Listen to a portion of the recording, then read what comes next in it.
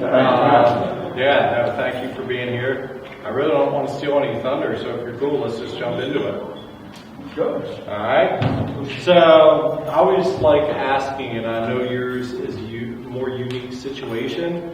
Why don't you tell us a little bit about your childhood, where you grew up, where you were born, where you were raised, and you can kind of take that wherever you want. Gotcha. All right. So, born and raised in Oakland, California. Very loyal to my soil, as we like to say.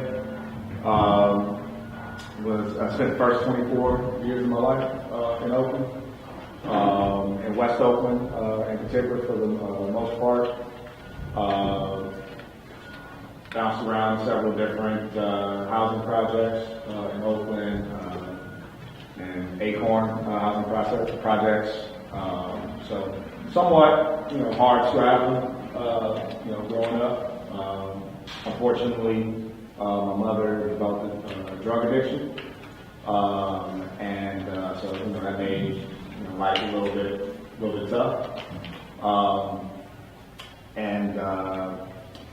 Another unfortunate piece is my father was murdered when I was 10 years old, and that was, as you can imagine, a particularly painful experience. I was pretty close to my dad. He didn't live. I didn't live with my dad, but my dad was absolutely, a part of my life, and would come pick me up, spend time with me. So, the suddenness, of his passing, of him being murdered, was, just an all-consuming pain. But my grandmother ended up raising myself and my sister, and I. My mom's addiction started to become a little bit too much. We got evicted from the apartments that we were living in the projects. And so my grandmother raised me from, age 9 or so until the middle of my senior year of high school. And I've been on my own ever since. I was fortunate, though, that, growing up, I was very much into athletics, something that, kind of came from my mom. So, I started bowling when I was 7 years old, and then went to baseball, played baseball, Babe Ruth and Little League, pretty much all the way up until high school. Played high school ball, played Pop Warner football, played high school football at, 5'7", 125 pounds. I made all-city in football my senior year, so, it's decent talent. Yeah. And it's ironic that, I think that sports in many ways kind of became my saving grace, at least as a kid. One, I was pretty good at it, but it gave me something to do. It gave me an outlet for me to excel, get some of that energy out, to be around other kids who were doing something positive, and also to be around coaches who were kind of serving as, de facto mentors and father figures in some respect. So I'm very much an advocate of youth sports, especially for the value that it brought to my life. So if you don't mind backing up kind of a little bit with your mother and father story, because I was obviously at TEDx, and that's why, you had me in tears. And I don't know who all's seen that, but if you kind of want to summarize the cliff notes, if you're cool with that, kind of talking about what happened with all that. Yeah. So in my TED Talk, actually, how many of you have actually seen my TED Talk? Okay, half the audience. Highly encourage you to go see it and check it out if you got time. But in it, the title of it is called "What Trauma Taught Me About Resilience." One of the things that I've discovered about myself is that I'm probably one of the most resilient people that you'll meet, and that doesn't mean that there aren't more resilient people. It's just a belief that I have in myself, such that based off of the experiences that I have, I can't be broken. Almost feel like I'm tempting fate and God when I say that. He's like, oh, okay, really? Let me throw this at you. But I go into situations based off of the experiences that I've had, believing that, okay, it might suck, it might hurt, it might be painful, but I can get through this because I've gotten through all this other stuff. So in the TED Talk, one of the things that I talk about is the impact of some of the things that I just kind of glossed over as I started. So, it's pretty painful to live in a drug house, to experience someone come through your house shooting, right? And to watch somebody jump through a window, literally feet away from you, trying to get away from somebody to shoot. To come home to mounds of dope on the kitchen table, on the coffee table. I spoke of discovering my mom's boyfriend who was passed out from a drug overdose. Like, he's literally laying at my feet, like looking up at the ceiling blankly, like eyes just staring. And as a 7-8-year-old kid, it's like, the hell, you know what I'm saying? Like, this, like, you're trying to process it. But one of the other pieces to that talk was for me to be able to actually humanize my parents, right? So certainly, my mom had a disease; she was an addict, and my dad was murdered while he was in prison. But that stated, they were good people, right? Who existed in a time where, the deck was kind of stacked against them, right? So some of the same stuff that, we deal with now, with housing segregation, with education inequities, some of the things we deal with redlining, the lack of opportunities, the lack of jobs, the lack of economic mobility, crime condensed in specific areas and routed almost in specific areas, and really the dawn of the crack epidemic, right? So I came of age in that. My parents, were kind of the first case, the first revision, so to speak, of our war on drugs, especially as it came to criminalizing crack cocaine.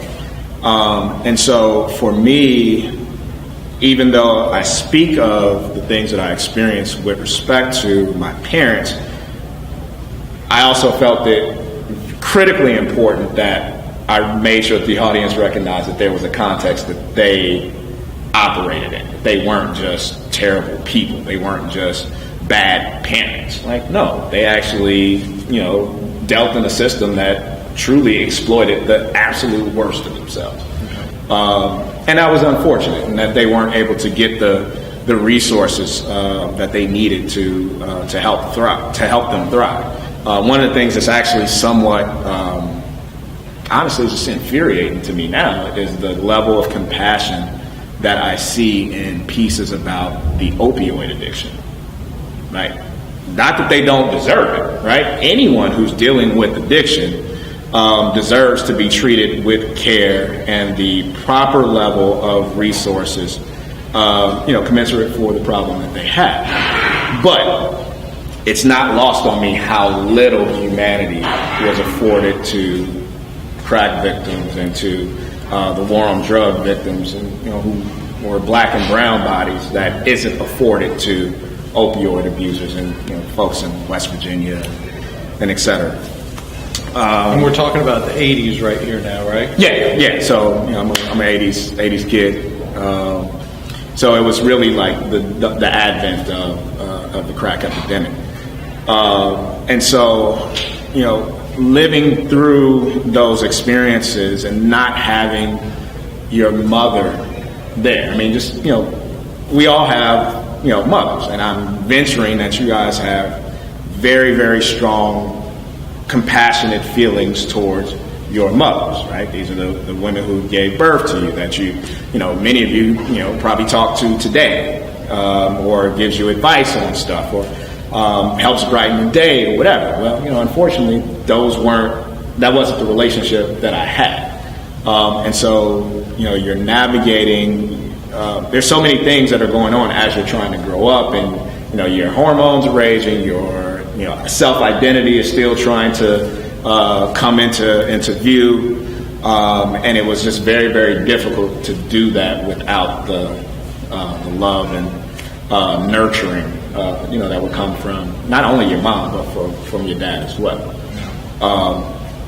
So, in the talk, I talk about, some of those foundational things that occurred with me, but then also a recognition that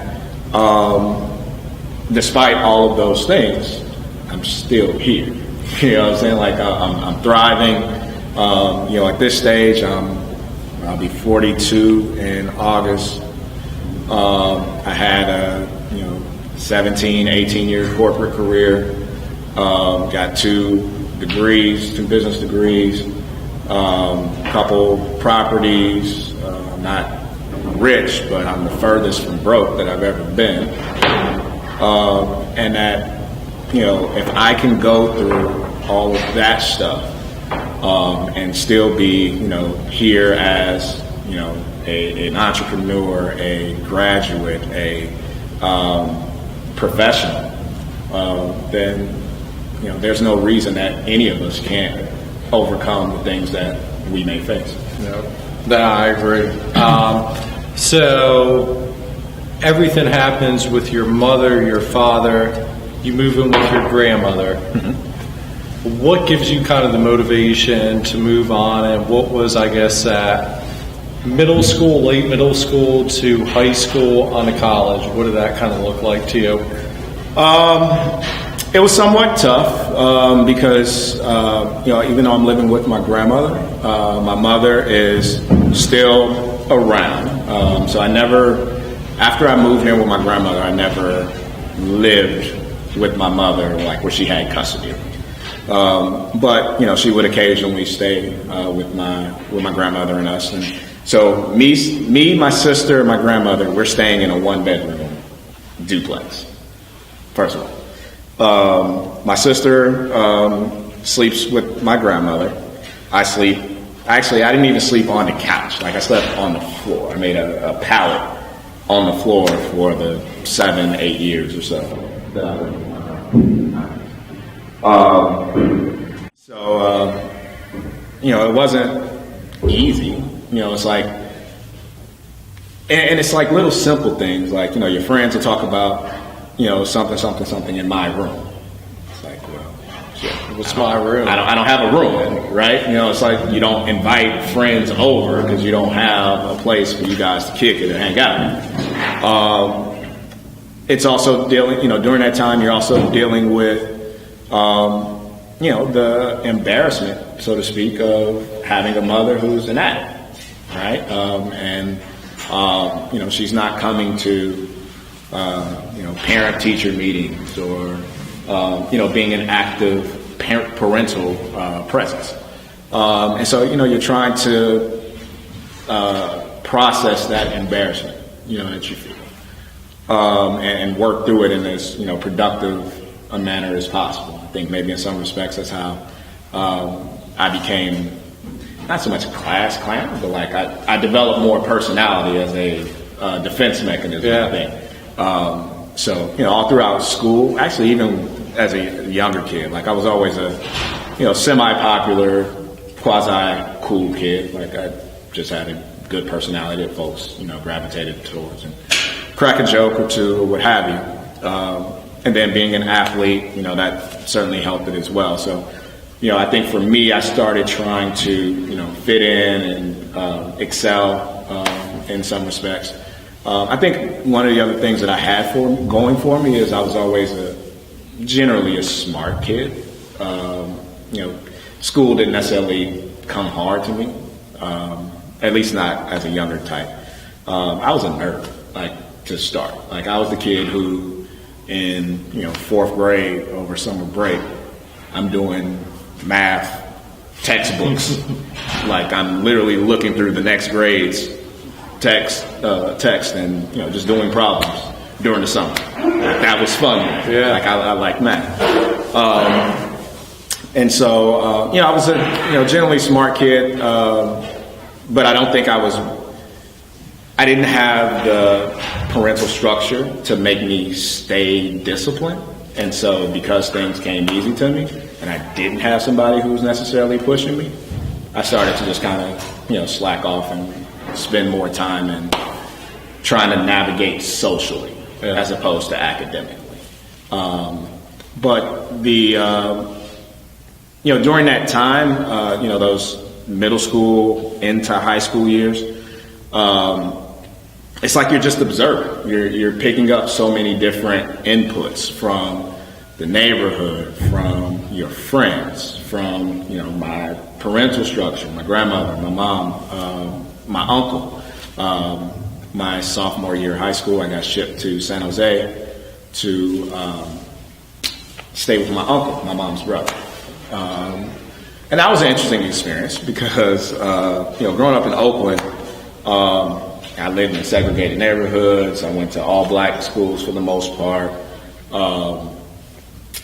Going to San Jose was the complete opposite. For the first time now, I'm in the minority. I'm in a mostly white environment. So that was a little different. And there were some benefits to that as well, in that my uncle was married to my aunt, and they had two boys, my cousins. But my uncle, he worked, my aunt, they worked. Middle class, lower middle class family. And so one of the things that helped to do for me was to show me different, right? It wasn't struggle. It wasn't the drug life. It wasn't violence and things of that sort. Now, they had some domestic issues that played into it later, but I was able to see what was possible, right? And I think that ended up being fairly huge for me going forward. That was the inspirational kind of moment, or that's what kind of struck the match? I would say there are two things. Being able to see them, and then my childhood best friend when I lived in the projects, my man Jason Fluker. He stayed directly across the street from our projects, but his family, they had a house. It was a single family house. So it was his mom, his dad, and he had some siblings. And so that was like the closest thing to like a nuclear family, a normal family where both mother and father took care of their kids and kind of built a life for each other. So even in the midst of all the stuff that I was seeing and experiencing and living, I was able to see them as an example, even as a kid, to say that, to kind of counterbalance the drama and the ridiculous stuff that I'm seeing and experiencing. They're like, this isn't the only experience, what I have over here. And I don't think it meant much to me at the time, but I think as I got older, those became the things that helped me aspire to something greater and different than what I actually lived. Yeah, makes perfect sense. So this is kind of the high school era right there. Mm-hmm. So high school goes to college. What was that kind of step like? Where'd you go? How did you decide where to go there? And what made you kind of push yourself saying, you know what, I want a college education? Yeah, so after my sophomore year, I moved back to my grandmother in Oakland. I didn't want to live with my uncle and aunt anymore. And so I did my last 2 years of high school back in Oakland, Oakland Technical High School. One of the things I love about my school and the circle of friends, and we're still friends to this day, is like we all, the crew of cats who I hung out with, and ladies too, like we all knew we were going to college. Like that was what we were planning to do. Like didn't know exactly where or how it was going to get funded and financed and all of that stuff, but college was, that was that next step for us. None of us were just like, we'll figure it out, on June 21st, whenever we graduate. And so I wanted to go to several different HBCUs that I'd applied to, but money was funny, and I knew I was going to be putting myself through school. And so, at the end of the day, thankfully, 17-year-old, 18-year-old me had some wisdom to say, look, man, you don't want to be out in Virginia or DC with no money, no resources, nobody you can call on to say, hey, can I get $100? Or, hey, I'm short for books, or, I don't have meal money, whatever. And you don't want to be, just saddled with a whole bunch of student loan debt. So thankfully, I had some wisdom about me even then, and I decided to stay local in California. I went to Cal State Hayward, which is now Cal State East Bay. So I got my undergraduate degree there, and I worked and put myself through school. Like, I worked at least 30 hours a week. Damn. Pretty much my entire collegiate, undergraduate career. But I mean, that was just life, you know what I'm saying? Like, I didn't look at it and lament to myself like, woe is me or whatever. It was just like, I need a place to stay, so I got to work. But I know that I got to get a degree if I ever want to try to make, the type of money to be comfortable with. So it is what it is. Nice. All right, so I think my notes are somewhere back there by the pizza. So again, we're just going to wing this. So you go from that, and then you went and got additional degrees, correct? Yeah. Kind of walk me through, or walk us all through, what happened between those degrees. If you were working, I know you were with IBM and stuff. Was that before or after you got those additional degrees? Nah, so IBM is when I was still in undergrad. I hadn't even got my degree yet. I was working for IBM. Worked for them for about a year. Even though it's IBM, it was really more just a job. That wasn't even officially career yet. I started off my collegiate career as a journalism major. Wrote for the school paper. I wanted to be a sports writer. And I realized that, daily deadlines is probably not the way for you, kid. I don't know if that's what I want to do. So I switched from journalism, and I'd always been interested in business. So I was a marketing major and entrepreneurship, and then I ended up switching out marketing for purchasing and materials management.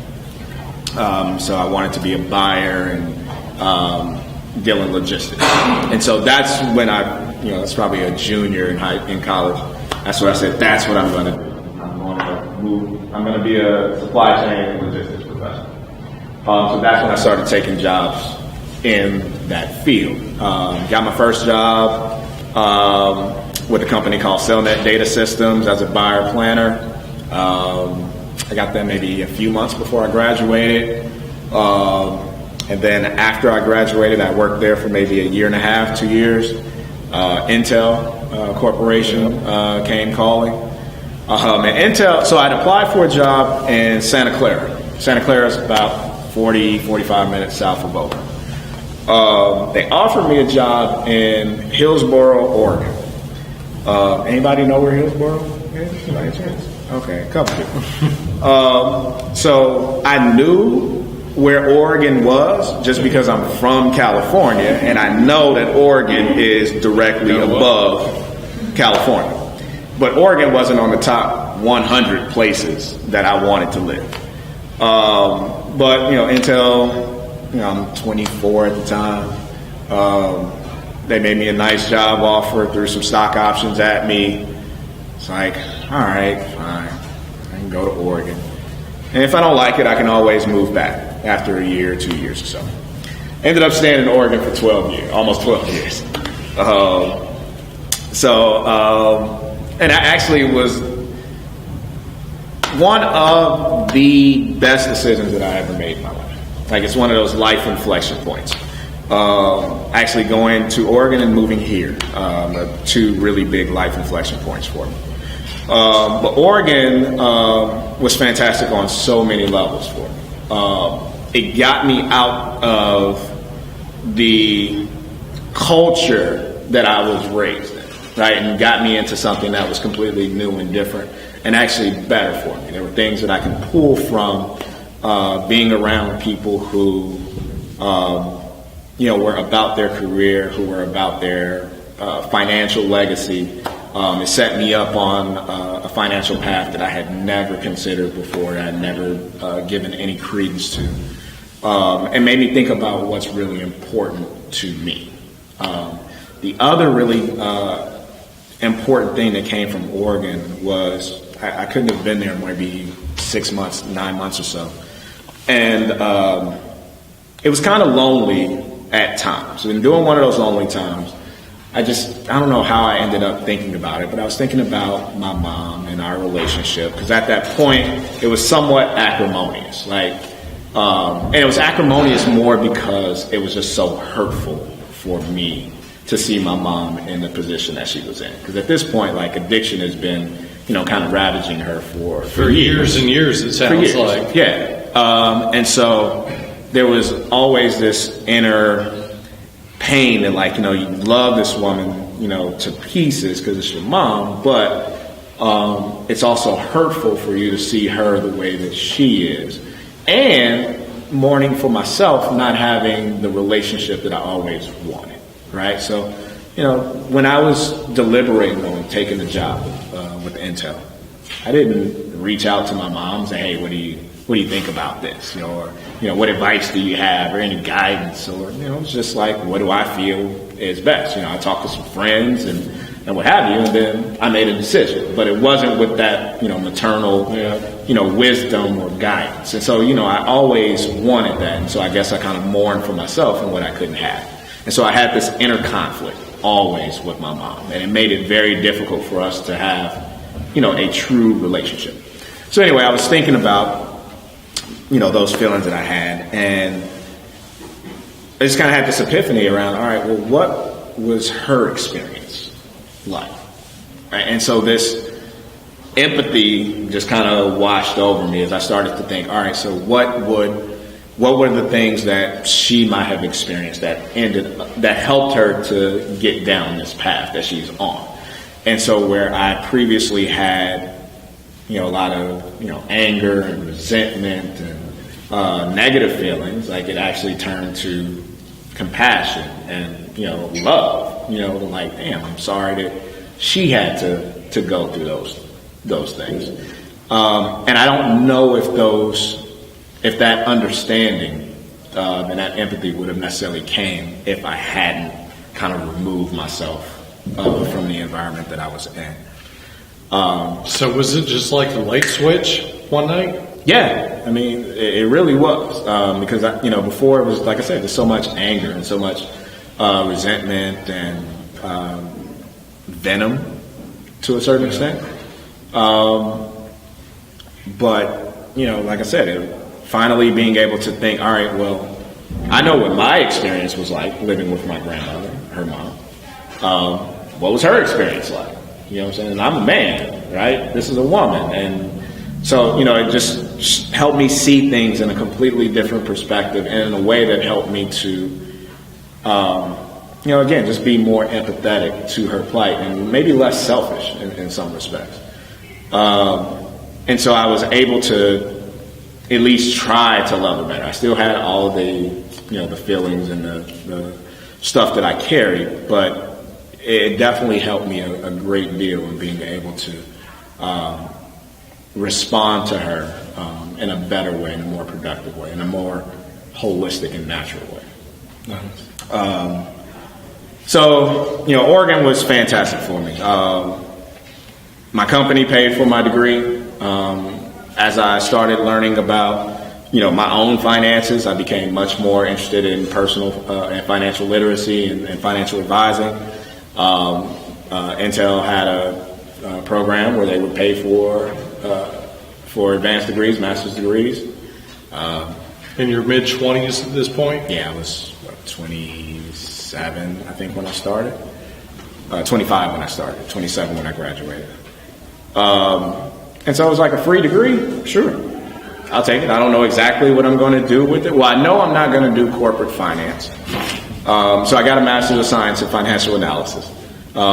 Because I already had a business undergrad. I figured it was kind of redundant to get an MBA, so I wanted to specialize in finance. And initially, my thought was I might go into financial advising, being a financial planner.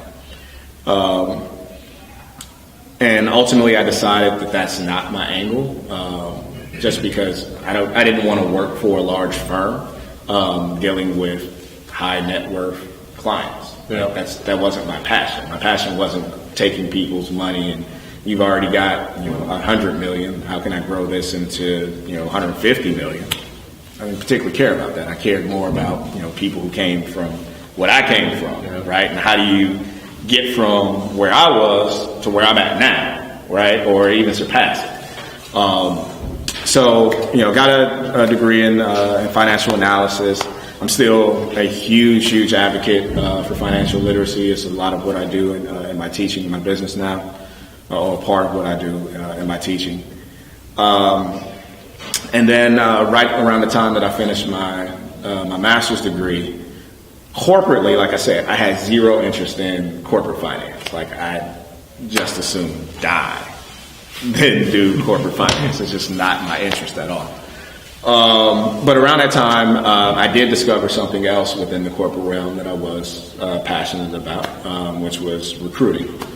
And I think a part of it for me was I was able to see the value of being recruited and how it changed my life, right? So, here I am, this, Oakland kid, from, the hood, and now all of a sudden I'm, somewhat polished up, and, in the corporate world and making a mark. And well, you got this right there, so I think that got you some points right there. Exactly. So. Not nearly as rough around the edges, even with Jordan's on.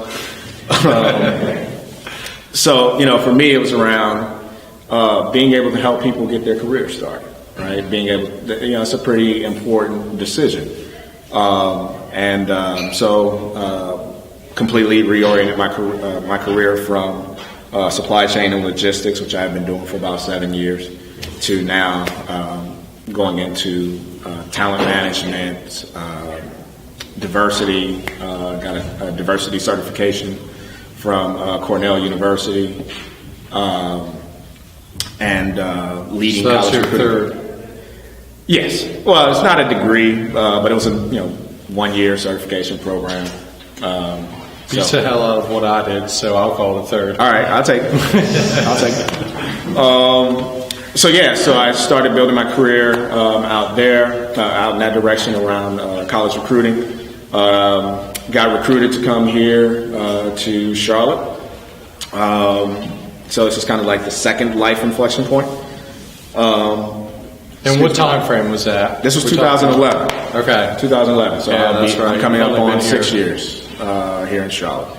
And the interesting thing, too, like around both of my moves is I never wanted to be one of those people who spent their whole life in one place. Even though Oregon, again, wasn't in the top 100, I didn't want to just be in Oakland or in the Bay Area forever. So going to Oregon was a great move for me. And coming here to Charlotte was actually a pretty big move for me as well, because it's, so far away from my base, like 3 whole time zones away, and completely new culture. When I moved to Oregon, I knew one person. When I moved here, I knew one person. And so it's like you're building out all of your networks again, right? Where you getting your hair cut at, where you going to the dry cleaners at, what's the best route to go, here and there. I honestly feel like everyone should move away at least once in your life. Like, it's such a great and invaluable personal development tool, right? All the things that you have to build and building your own resilience. So, coming here, had a job for about a couple years, and ended up losing the job. Just kind of out the blue. Wasn't prepared for it at all. And that was pretty jarring, to say the least. I had never been let go before, never been laid off or anything like that. And the interesting thing before I got laid off is I had been having this tug that I'm supposed to be doing more with my life. Like there's something else. And a part of that came from in my early 30s. I remember sitting back at my house and just thinking like, hey, damn, I made it. You know what I'm saying? Like when I thought about like I got too comfortable. What I came from to where I was, my only goal in life, kind of my young adult life, was to be comfortable. That was it. Right? That seemed like a monumental task from where I came from. I grew up on welfare. I grew up with, like people joke about like food stamps and, free cheese, big block of cheese and powdered milk, and like that was reality. That was my life. So to get to a point where I didn't have to worry about my mortgage being paid or rent being paid, I didn't have to worry about car note, I didn't have to. One of the metrics that I used was I had friends who, one of my best friends, he and his wife. I remember going to their house once. This is when I was in my early 20s too. And they had a check that was just sitting on the countertop. And it was, maybe $1,100, $1,200 or something like that. And I remember thinking like, y'all ain't cash that? Like, it's $1,200 just sitting on the counter.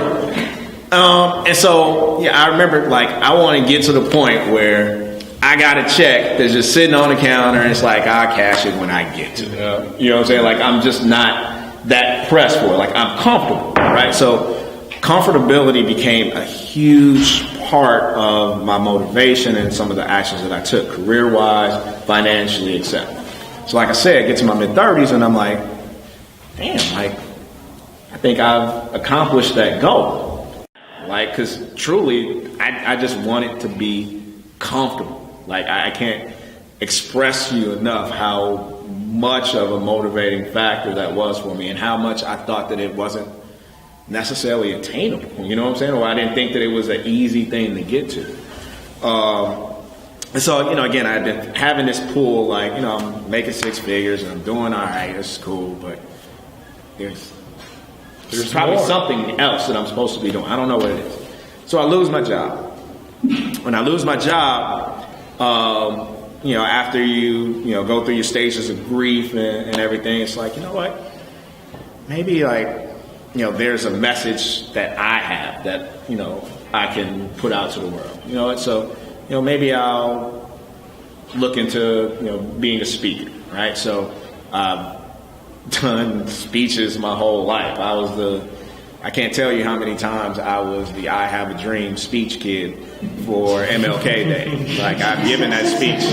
I mean, to be dark-skinned and short and, like, you Martin.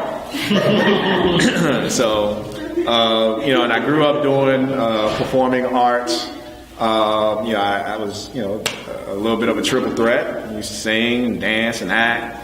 When I was in elementary school, had leads in the play. And so it's like you start cobbling together all of these different skills and experiences that you have or that I had. And I started to feel like, you know what, maybe, I have a message. Maybe there's something that, I can be able to offer the marketplace and deliver. So I start thinking about it and I start moving down that path. And then maybe 6 months after I lost my job, got tapped on the shoulder for another company here in Charlotte. Hey, I want you to come develop and lead our college recruiting operations. How much? All right, fine. So, threw some bucks at me. It's like, all right, I can do this.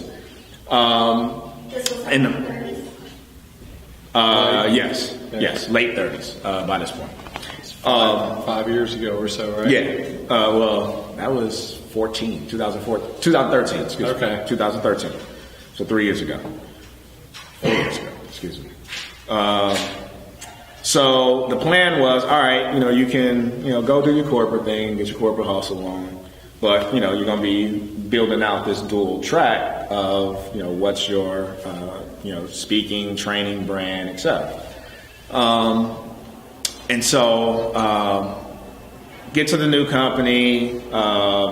They actually fired or demoted the VP that hired me, brought in a new outside guy. I mean, the outside guy didn't align. And 6 months into my tenure there, I got fired for the nebulous culture fit. I wasn't a culture fit. I had already been there. New guy feels that I'm not a culture fit. Fuck corporate America. That's actually... I'll say it. No, honestly, I have to. honestly, that's exactly, what materialized for me. It's like, you know what? This isn't for me. This isn't where I want to be. This isn't to deal with the bureaucracy and to deal with, being let go over nebulous terms like being a culture fit.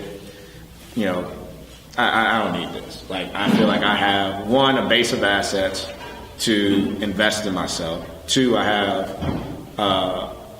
significant talent and experiences that I think can be harnessed and deployed in the marketplace. And then three, it's like, you know what?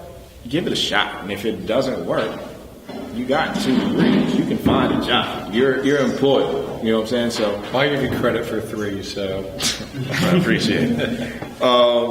So, from there, I pretty much just turned my back on the corporate thing and said that, you know what, I want to mine the experiences that I have, the vast amount of research and skills that I've developed over the years, and build my own speaking and training business. And so that, more or less brings us to today. There's a couple of, twists and turns in it. So me doing the TED Talk last year was definitely big and an experience in and of itself.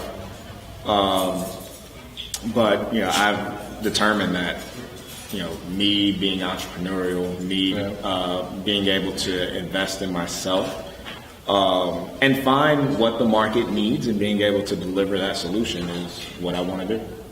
No, and that's great. I'm just seeing how we are on time, so we're good.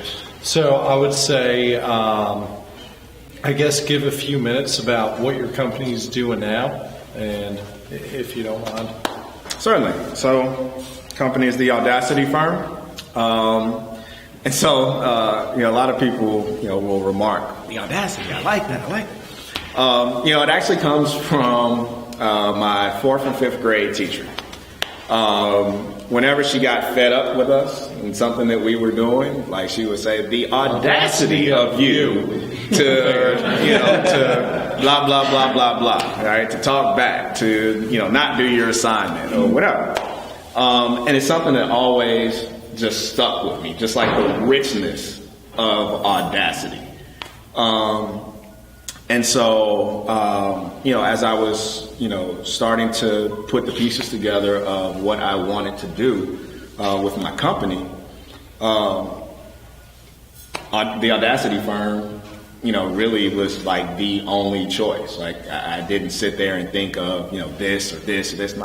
No, it's like I have the audacity to start my own company after losing a job. I have the audacity to succeed despite all the things that are in my past that which lead me to being a failure. Well, not only in your past, but going from a 6-figure corporate career to where's my next paycheck going to come from? Like, what was the motivation behind that? Like, how do you sleep at night? Because I feel there's quite a few people that are sitting here right now that are kind of dealing with that are trying to start their own business and figure out how to do that. So I would say, what was your inspiration? And how did you just sleep at night?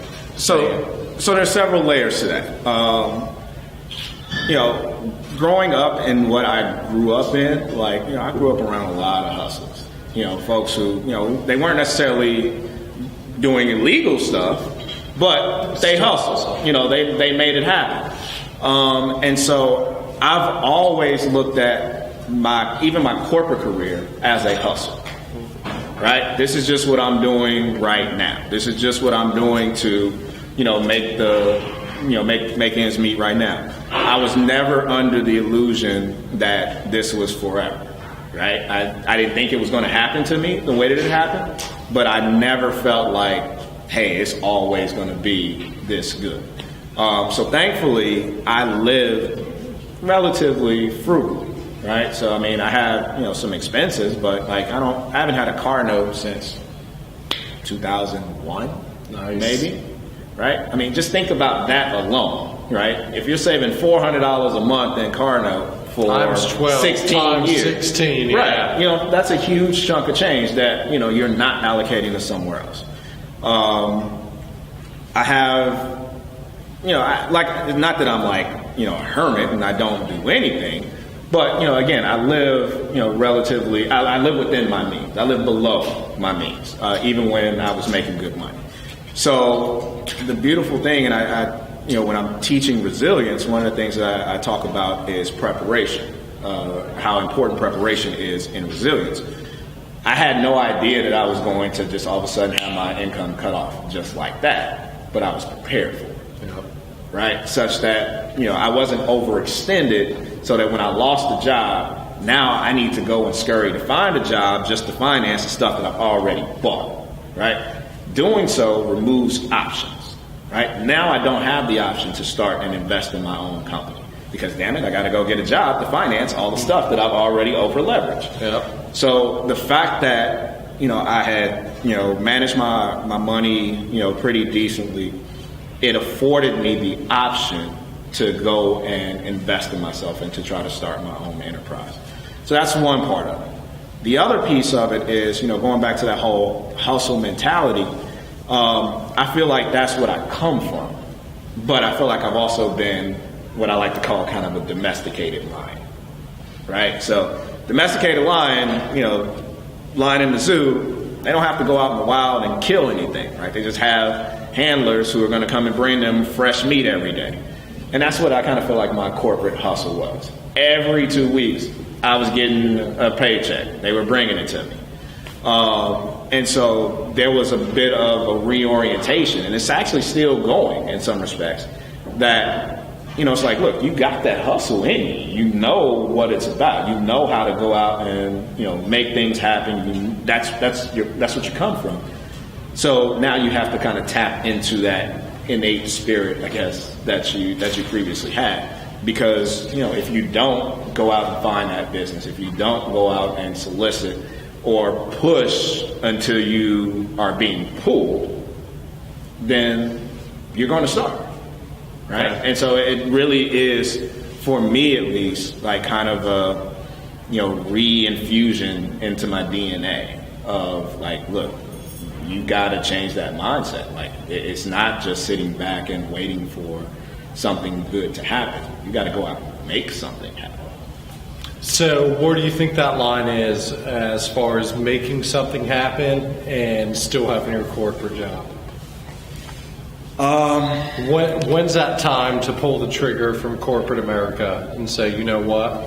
When corporate America is preventing you from growing in the way that you need to for your own. Do you mean that financially or internally, or is it kind of a combination? So, I think the inflection point is going to be different depending on the individual and their circumstances, right? Because, what you may need for your own personal development or growth may not align to what your financial pocketbook says, right? And so, to weigh one over the other potentially puts one in peril. So, that's an individual question or answer that somebody has to give for themselves. But, generally speaking, what I can say, though, is that, work that dual track until one track or the corporate track becomes an impediment to you growing out your own venture. Yeah, awesome. I don't know if there's a right answer. Like I said, I think it's very much situational. It very much is dependent upon what you have going on in your life, your circumstances, and what it's going to afford you to do. Yeah, no, absolutely. Let me see. So I think we're right about the 8 o'clock. There's a lot of questions that I didn't ask right now as far as, well, actually, you know what? Let me ask one more before we do that. So you're right now talking to startup companies, corporate companies, technology companies. I guess what's the biggest thing that you say to all of them? The biggest takeaway that they all get from when you're speaking? So my message is largely around resilience. I've come to realize that there are two really big factors that are critical to my success. The first is hope. Never have I lost hope. And despite all the things that I've experienced, the negative setbacks, the emotional turmoil, the pain, etc., the fact that I've never lost hope allowed me to keep pressing forward and to keep striving for something greater, something bigger. It's very, very important for me. The second piece is the resilience. The fact that even despite all the things that I've experienced and been through and been humbled by, some of them even self-inflicted, that I've always been able to maintain my wits about me, to accurately assess what's going on in front of me, and to make decisions that allow for me to bounce back and thrive. And that's important not only for all of us as individuals, but even our organizations as well. So, from a messaging standpoint, when I'm talking to companies, organizations, or even individuals, your organization is only as resilient as the people who run it. So when I'm coming in and looking to do, resilience training, I'm trying to help them understand the importance of building up your employees so that your organization is as resilient as it needs to be to weather product failures, to weather negative PR, negative press, to weather layoffs and cutbacks, to weather missed earnings numbers and things of that sort. So a big piece of what I do now is around helping individuals and helping organizations tap into their own inner resilience. And that all really starts with how we think. That's awesome. No, I mean, I've had personally, and me and my business partner over there, we've had a shitty last 48 hours trying to collect money, and money's not being paid. So, yeah, it's kind of amazing hearing that. So, and when the thing is, like, negative things are going to happen. Like, change is a part of life, and negative change is unfortunately a part of life as well. So the real test becomes, how do we respond to that negative stuff, right? What do we tell ourselves about what's happening to us? That's ultimately going to set the stage for what we think about, and then what we feel about it, and then how we actually act or respond, and then what results we get as well. So us booking a flight cross country to beat somebody's ass, that's not the right idea? Or I wouldn't say that it's not. Okay. Okay. There is a place for giving somebody the hands. There is a place for it, but also understand there are consequences to those actions as well. So, but yeah, it's ultimately about how we think about what happens to us. People deal with some really, really shitty things. You know what I'm saying? Life can be kind of terrible sometimes. Again, some of it through pure happenstance, some of it through our own foolishness or slothfulness. But the way that we think about it, what we tell ourselves about those things, will play a huge, huge role in where it goes from there. There are people who have, I like to think that I've, certainly had a terrible upbringing and a terrible go at it, but there are people who've had it way worse than I have. There are people who are dealing with, cancer as we speak, or some, born with crippling diseases, or who never knew their parents. Like I had, the misfortune of, my mom having a disease, but there are people who never knew their parents. There are people who, are recovering from rape or assault, or who lost a loved one. Like, there are some really, really bad things that happen to us, and we can recover from all of them, right? It's just all in, like, what we tell ourselves about it. Well, I remember from your speech, and don't mean to blow your spot up, but I think you had a lost relationship literally 24 to 48 hours right before your speech. Yeah, and you find a purpose in it. Like I was able to make light of it and insert it into my talk, I think that's really just kind of a testament to how do you view things. Like you're getting prepared for a pretty big deal of doing a TED Talk, speaking in front of 1,500 people. Yeah, and now you're dealing with the distraction of a heartbreak and the feelings that you have and all of that stuff. If you tell yourself, you're like, man, this is terrible, I don't know how I'm gonna do this, and this just messes up the whole thing, I don't even want to do this anymore, and blah blah blah. Well, I mean, it's going to lead you to a different set of actions and results than taking the standpoint of, all right, that sucks. Shit. Well, I'm not even going to bullshit. How we going to figure out, what we can do with this? Yeah. So before we get to Q&A, I mean, that was me today, and I'm not even going to lie. Like, it was a shitty fucking day from a business side. I'm like, man. And I'm talking to my partner back there, and then another business partner we have across state lines. And I was like, hang on, I'm talking to Charles tonight. Like, I just watched his TED Talks again, or his TEDx. Like, what am I here to complain about? So, yeah, it's all perspective. You know what? And I appreciate hearing that, because that really was what I was going for. So I wanted to reach kind of two different scenarios. The person who says that, you know what, after hearing his story, maybe my stuff isn't so bad, so let me have a tall glass and shut the fuck up. Or the person who says that, like, damn, what he went through is bad, and what I'm going through is terrible too, but if he can do it, then so can I. Either way, it's all the same thing. You can get through your shit. Absolutely. So, I wanted it to serve as, as an inspiration. And at the end of the talk, I closed it with, thank you for giving my trauma a purpose. Yeah. Right. And so for me, being able to help somebody else with my message means that all of the stuff that I went through, all of that pain, all of that angst, all of that turmoil, it has meaning, it has value. It's not just some random thing that happened to me, right? Like, I've been able to use that to help inspire somebody else. Negative to give a positive. Right, to turn, my mess into a message. So, yeah, and it's really, like, so rewarding to me. And actually, let me take it back to, like, losing that second job.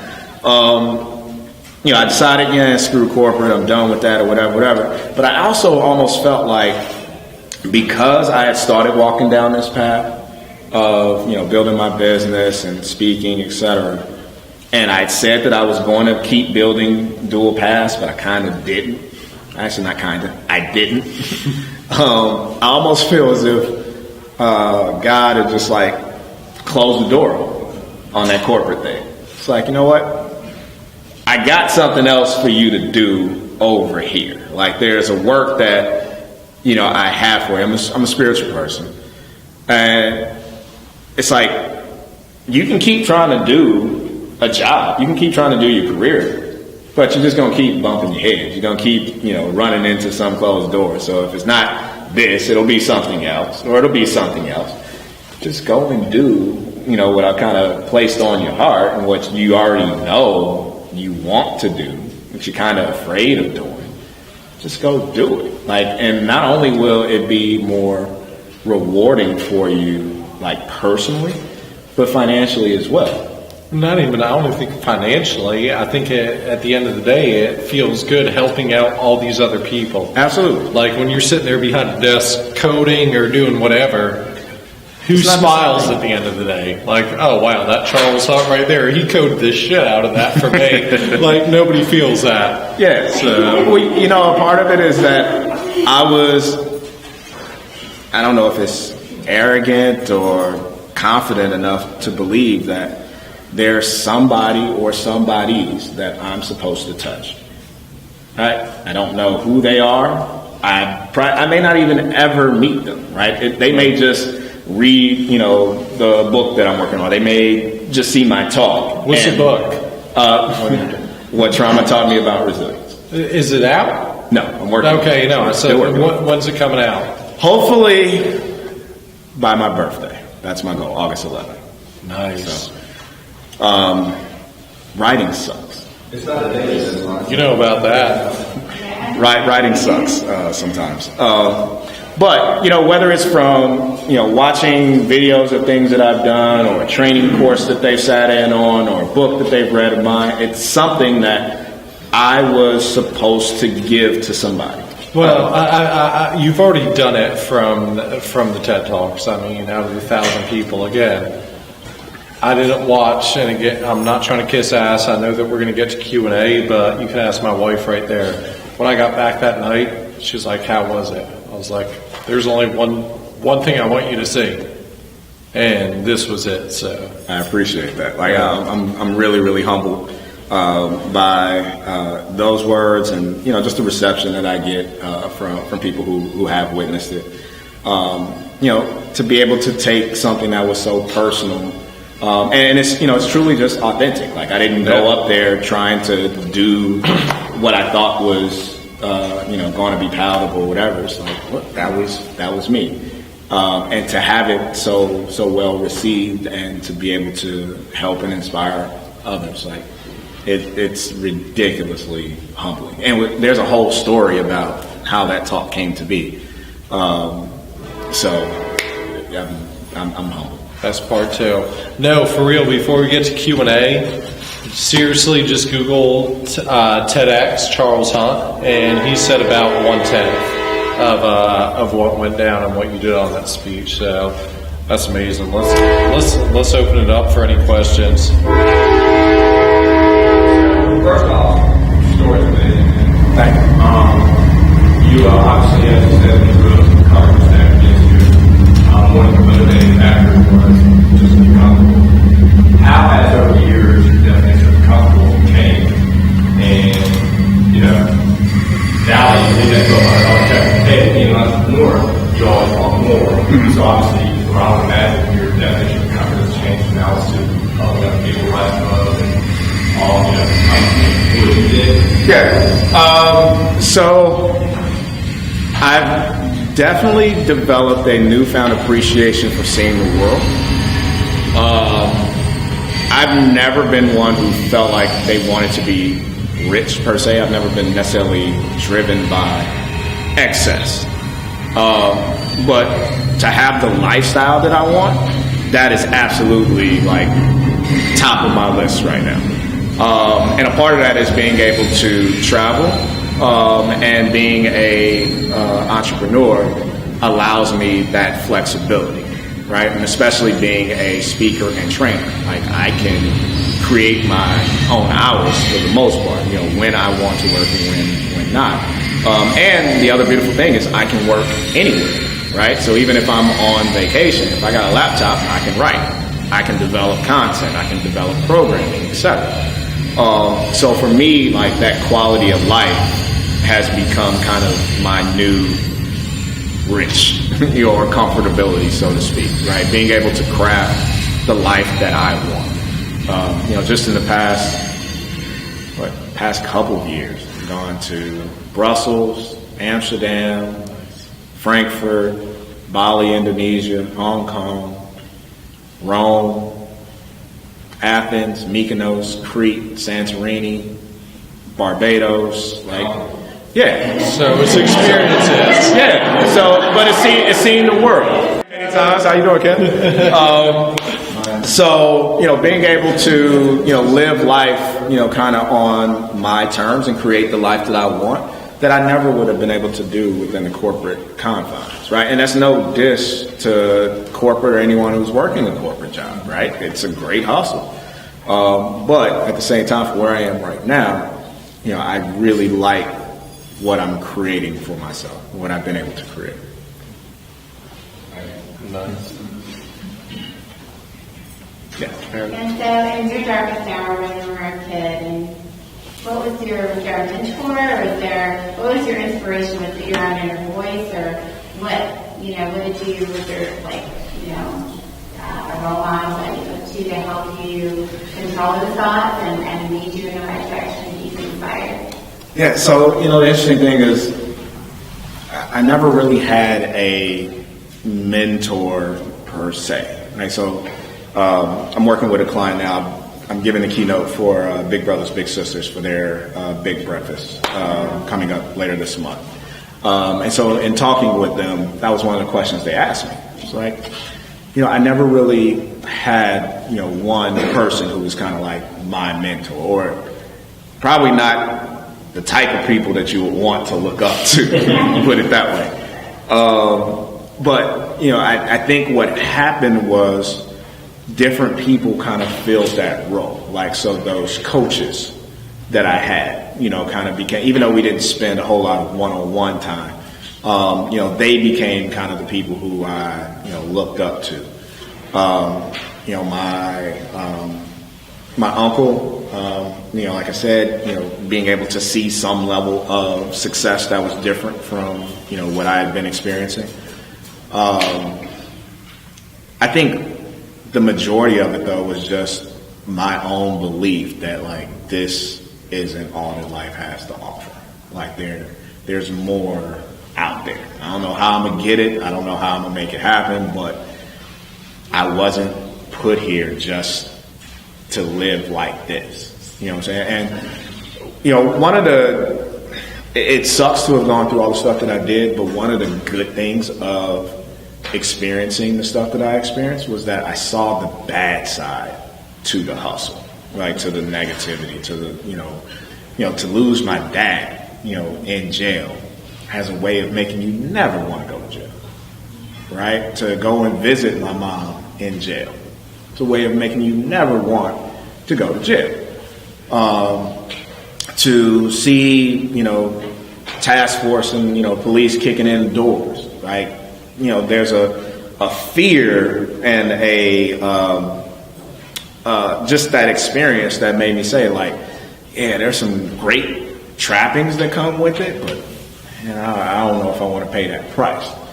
And so for me, it's like, well, how do I get to those, nice things or having a nice life without having to worry about somebody chasing me, without having to worry about, somebody trying to kill me or me wanting to go and get revenge on somebody else. Like, how do I build out that life without all of the other really painful stuff that came along with it? So me experiencing those things at a really young age was somewhat profound for me, and that, while I guess it could have made me want to go towards it, and not to say that I was like a complete saint, but it certainly made me realize that I don't want to pay that ultimate price. I'd much rather find another way to make it happen. So, like I said, I think for the biggest piece of it was just me somehow knowing and believing that there's something better or greater out there. That's awesome. All right, we got time for... A couple questions from the live feed. We got live feed questions. Just a couple that probably pretty easy to kind of touch on a little bit. All right, now here, let's get Owen, and then we'll do the live feed. And then I got the last question. Mine's a one-word answer. Well, the question I have is, if you could go back to your younger self, your 6, 7, 8, 9-year-old self, and say something to that boy about one idea that you had embedded in your head at that point in your psyche, to change that, what would that be? Honestly, if I'm going back to my 6, 7, 8-year-old self, the only thing I'm telling myself is to spend every waking moment you can with your dad. That's awesome. Yeah. That's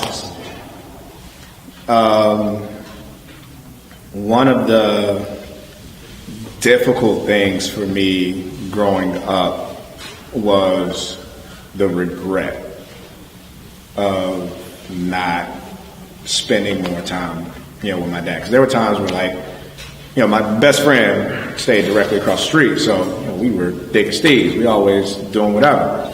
And so there are times where he would, come by, hey, you want to go to the movies, you want to go to the park, want to go do whatever. I'm hanging with my friend, with Jason, we about to go ride bikes, we're going to do whatever. But if I had known that my time was going to be so short with him, I wouldn't have taken or refused those times. So honestly, that's about the only thing I would tell myself is, hey, spend all of that time. Every opportunity that he's available, you get on it. Nice. Rob, take one or two from the live audience. First one from Joshua Lee. What would you say is the most important attribute to learn or have to overcome those tough obstacles in life? Understand your thinking style. That's really it. Understand your thinking style, because everything is going to flow from that, right? So you could, let's say you're all getting ready to come here tonight or to watch this, and you spill something on your shirt, right? The whole outfit that you had planned for the night. Now it's like, are you, going to completely like, damn it, I hate it. I can't do anything right, and I always do this whenever I'm getting ready and it's so important to me.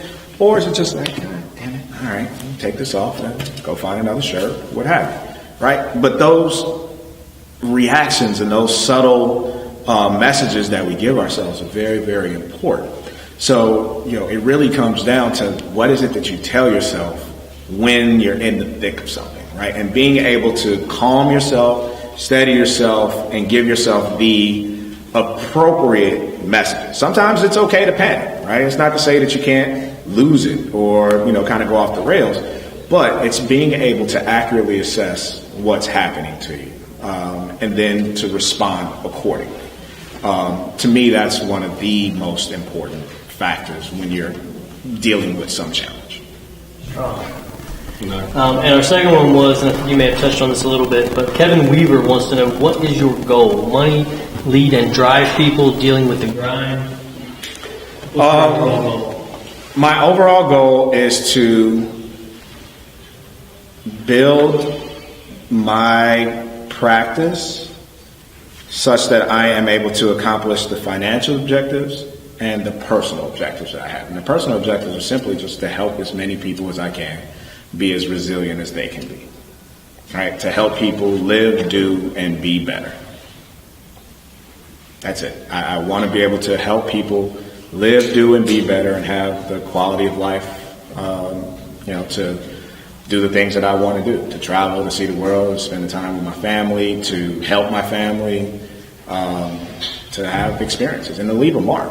Right? I'd like to be able to, like I said, continue to be arrogant enough to think that there's somebody or some bodies that I am supposed to reach, and I haven't reached them. One of my pastors back in Oregon had preached a sermon about how the cemetery is filled with unused potential.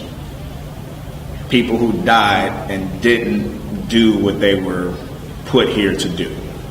And I don't want to be one of those people. I don't want to be one of those individuals who, be in the grave and you'll be saying some great things. You're pointing at me, being like, Jeff, what the fuck, man? Somebody who, had, some things that they were supposed to do, some person that they were supposed to reach, but I didn't show up for my assignment. I didn't do what I was supposed to do. Life can be very fragile sometimes, and it's amazing how, the right word at the right time from the right person can make a huge difference. And I would hate for me to have had that word, to have been that person, and didn't show up at the appointed time to do what I was supposed to do. So you're just breaking things down. Yeah, no, I love this.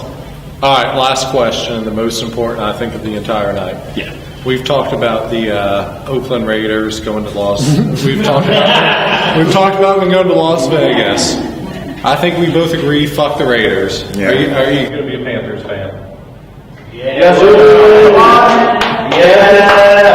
Fuck your Patriots, cheating sons of bitches. Definitely agree with you on that one. Okay. The Panthers are definitely a strong candidate. So what's interesting is that, I started by saying that, Oakland is home. That's, I'm loyal to my soil. But we talked about this on the phone. We did. This was in our 4-minute conversation. I think 3:45 minutes was about football. Yep. The other thing, though, is that, I'm really starting to understand that, like, look, while Oakland is home, it's always going to have a special place in your heart. Charlotte is home now, right? And so I need to remove any impediments from me fully embracing all that Charlotte has and can be, and what I can offer Charlotte because of, this loyalty to a place that I haven't lived now in 16, 17 years, 18 years. So as much as I love Oakland, I am a Charlotte resident. So I've changed you so it is in possible, this last hour and a half. It is quite possible that I will have some affinity for the Panthers, some. As I wean myself off of the Raiders. And I wean myself off the Raiders just because I am loyal, and it's like, I understand from a business standpoint, Vegas backed up the Brinks truck for them. All right, I get it. $2 billion. But that doesn't mean that I have to continue to throw my money at the Raiders either. I was going to dye my hair red. What's his name? I was going to do the bowl cut and dye my hair red for this tonight. I can't even think of his name. Who's your owner? The Raiders. Mark Davis. Yeah, I was going to dye my hair red, do that. So the bowl cut.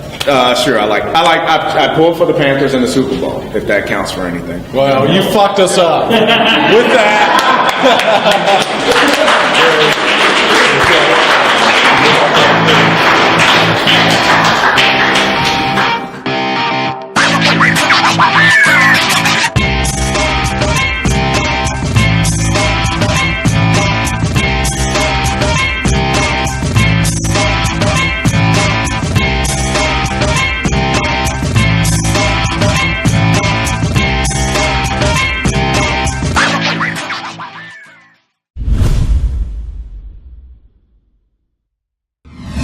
What is video marketing?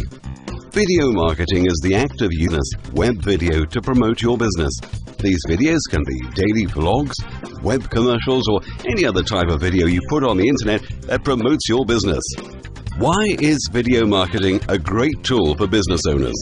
100 million internet users are watching web video every single day. 46% of these viewers take an action described in the video after viewing it. People enjoy watching videos. They're fun and easy to consume. With people spending so much time on the internet these days, it's essential to use advertising that they will see. Web video is a great way to direct more traffic to your website and create more customers for your business. Having a web video can also increase your SEO rankings, which in turn brings more people to your business's website. Creating web videos that are professional and make your business look good can be a daunting task, not to mention time-consuming, and we know how little free time small business owners have. Hiring a professional to create a web video advertisement for your business is one of the greatest advertisement investments you can make. Not only is it less time-consuming for you, but is a way to ensure that you're going about video marketing in the best way for your company. We offer professional video marketing services and will work with you to create an effective and dynamic video marketing campaign. Contact us today for more information.